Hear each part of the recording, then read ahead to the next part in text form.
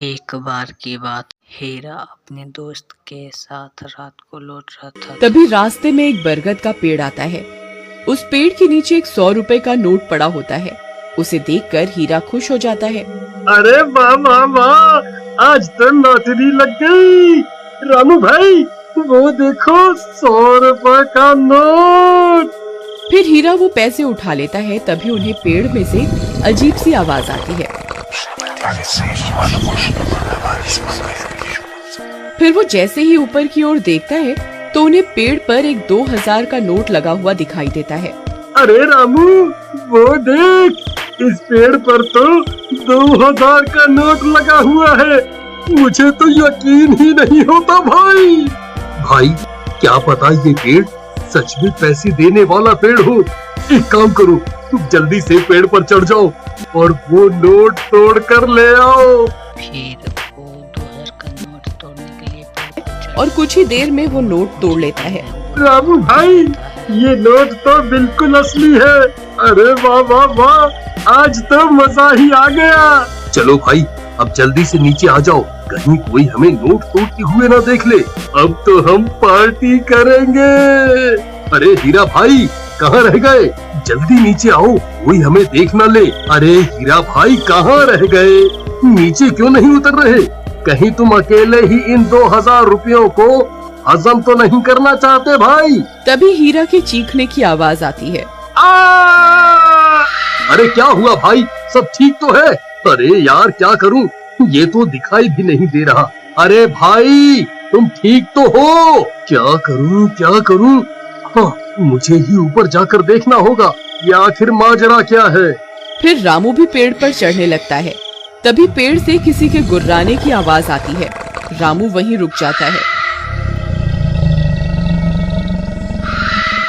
आई mummy, ये कैसी आवाज है? अरे कमबख्त हीरा, ये कैसी डरावनी आवाजें निकाल रहा है। मुझे पता है, तू अकेला ही इन 2000 रुपयों को हजम करना चाहता है। आई मम्मी, कौन है भाई? अरे हीरा, तेरा नाश मिटे कमबख्त।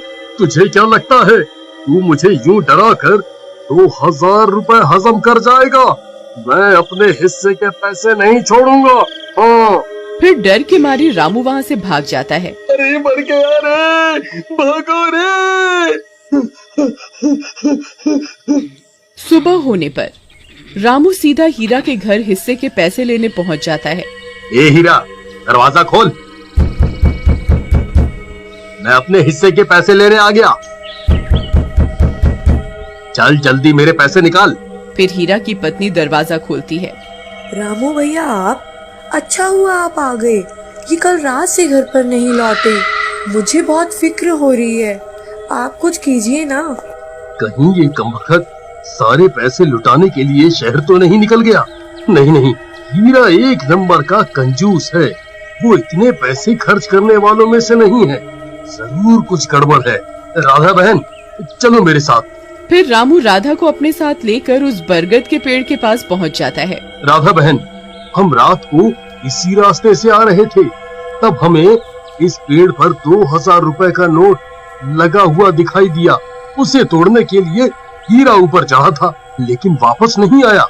तभी कुछ गांव वाले भी वहां पहुंच जाते हैं।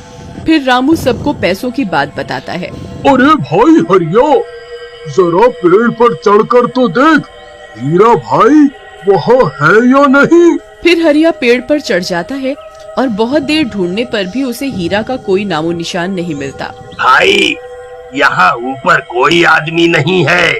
ये कैसे हो सकता है? हीरा तो नीचे भी नहीं उतरा। फिर हीरा गया तो गया कहाँ? कहीं वो चुड़ैल उसे खा तो नहीं गई, जो रात को अजीब सी आवाजें निकाल रही थी? फिर सब गांव वाले वहां से चले जाते हैं और राधा रोने लगती है। जी, आप कहाँ चले गए जी? अब मैं आपको कहाँ ढूंढूं? तुम रो नहीं बहन, हीरा जरूर मिल जाएगा। हम रात होने पर यहाँ दोबारा आएंगे। फिर वे दोनों भी वहां से चले जाते हैं।